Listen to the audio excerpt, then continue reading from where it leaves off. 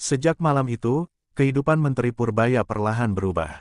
Ia tampak lebih tertutup dari biasanya, jarang tampil di depan publik, dan membatasi pertemuan dengan wartawan. Di kementerian, pegawai mulai memperhatikan perubahan kecil namun mencolok. Ruang kerja beliau kini selalu tertutup rapat, jendela dilapisi tirai hitam tebal, dan aroma dupa selalu tercium setiap pagi. Beberapa staf mengatakan, setiap Senin dini hari terdengar suara gamelan halus dari ruang kerjanya, padahal tak ada satupun alat musik di sana.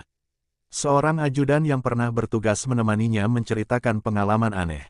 Malam itu, sang menteri sedang dalam perjalanan menuju acara penting di luar kota. Ketika mobil melintas di jalan sepi dekat hutan pinus, tiba-tiba kabut tebal turun begitu saja. Mobil berhenti, dan sopir tak bisa melihat apa-apa.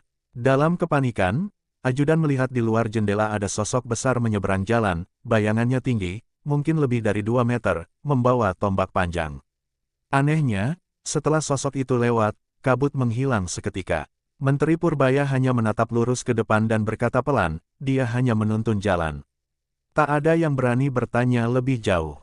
Kisah itu cepat menyebar di kalangan pegawai, meski tak pernah dibicarakan secara terbuka.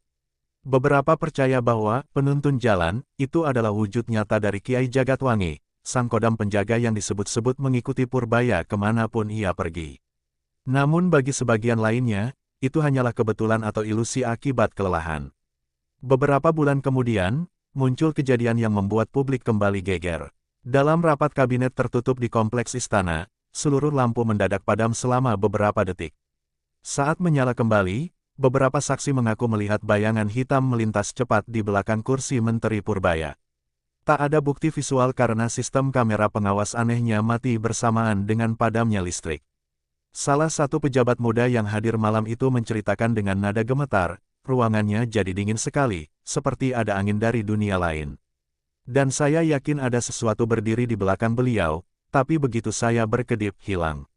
Setelah insiden itu, muncul isu bahwa istana memanggil seorang spiritualis ternama untuk menetralisir energi negatif yang mengganggu jalannya pemerintahan. Tidak ada konfirmasi resmi, namun beberapa sumber menyebutkan, ritual berlangsung hingga dini hari dan terdengar lantunan doa dalam bahasa Jawa kuno. Anehnya, keesokan harinya, burung-burung gagak yang biasanya beterbangan di sekitar halaman istana menghilang entah kemana. Sementara itu, di masyarakat, kisah tentang Menteri Purbaya semakin berkembang menjadi legenda urban. Di media sosial, muncul foto-foto samar yang disebut memperlihatkan bayangan tinggi di belakang beliau saat menghadiri acara kenegaraan. Para penggemar mistik mulai membahas hubungan antara sosok Purbaya dengan naskah kuno dari masa Majapahit yang berisi tentang penjaga tahta, makhluk gaib yang hanya akan bangkit ketika negeri berada di ambang kekacauan.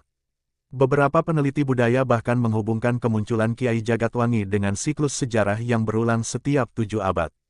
Namun, di sisi lain, suara-suara skeptis juga muncul.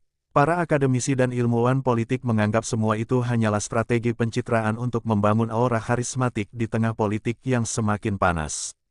Tapi mereka yang pernah bertemu langsung dengan Purbaya sering berkata berbeda. Ada sesuatu pada sorot matanya, kata seorang wartawan senior. Tatapannya dalam, tapi dingin, seperti sedang berbicara dengan sesuatu yang tidak kita lihat. Beberapa waktu kemudian, Purbaya melakukan kunjungan ke daerah terpencil di Jawa Timur. Malam sebelum kedatangannya, warga desa melaporkan kejadian aneh, angin berputar-putar di alun-alun, dan dari tengah pusaran muncul kilatan cahaya merah.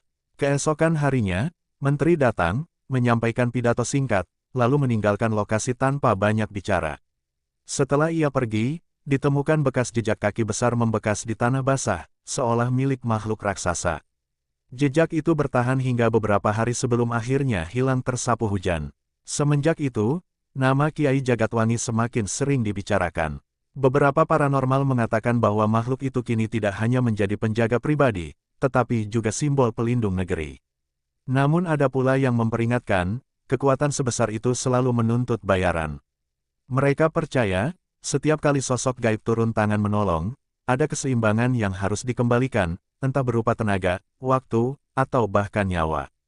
Tanda-tanda ganjil mulai muncul di sekitar kediaman sang menteri.